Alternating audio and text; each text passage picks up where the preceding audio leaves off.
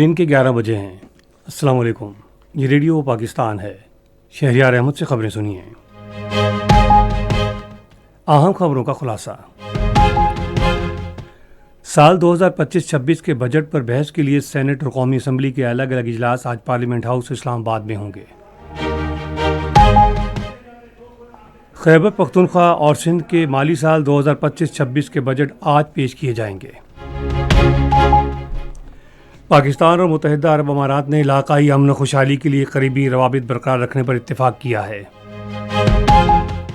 نائب وزیر اعظم نے امریکہ کے ساتھ تعاون بڑھانے کے پاکستان کے عزم کا اعادہ کیا ہے۔ اور اب ان خبروں کی تفصیل۔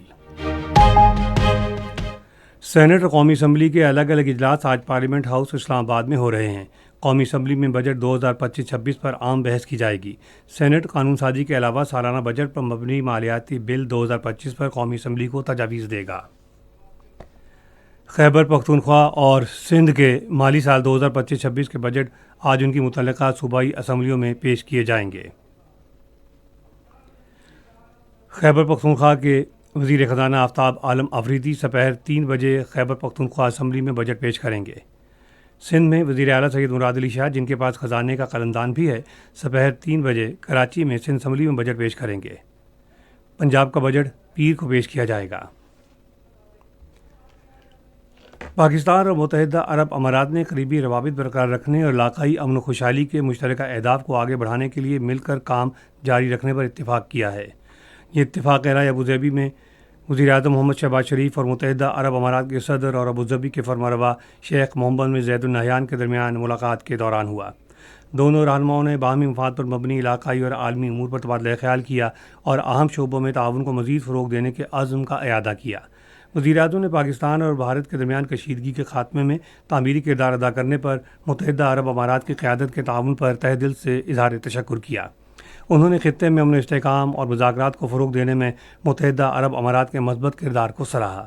فریقین نے دو طرفہ تعلقات اور ہر سطح پر جاری روابط میں مثبت پیش رفت اور اطمینان کا اظہار کیا۔ پاکستان میں امریکی ناظم الامور نتالی بیکر نے نائب وزیر اعظم اور وزیر خارجہ اسحاق ڈار سے ملاقات کی اور باہمی دلچسپی کے امور پر تبادلہ خیال کیا۔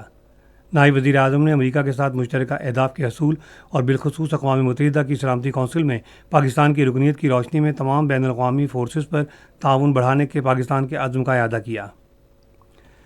فریقین نے علاقائی امن و سلامتی کے فروغ کے لیے پاکستان اور امریکہ کے درمیان طویل مدتی شراکت داری کی اہمیت پر زور دیا۔ قومی خزائی تحفظ و تحقیق کے وزیر تنویر حسین نے پاکستان اور فلپائن کے درمیان مختلف شعبوں میں دو طرفہ تعاون کو مزید وسعت دینے کی ضرورت پر زور دیا ہے۔ وہ اسلام آباد میں فلپائن کے 127ویں یوم آزادی کے موقع پر منعقدہ تقریب سے خطاب کر رہے تھے۔ وفاقی وزیر نے کہا کہ زراعت، موسمیاتی تبدیلی سے مطابقت، دواسازی، قابل تجدید توانائی اور ڈیجیٹل جدت جیسے شعبوں میں تعاون کے وسیع امکانات موجود ہیں۔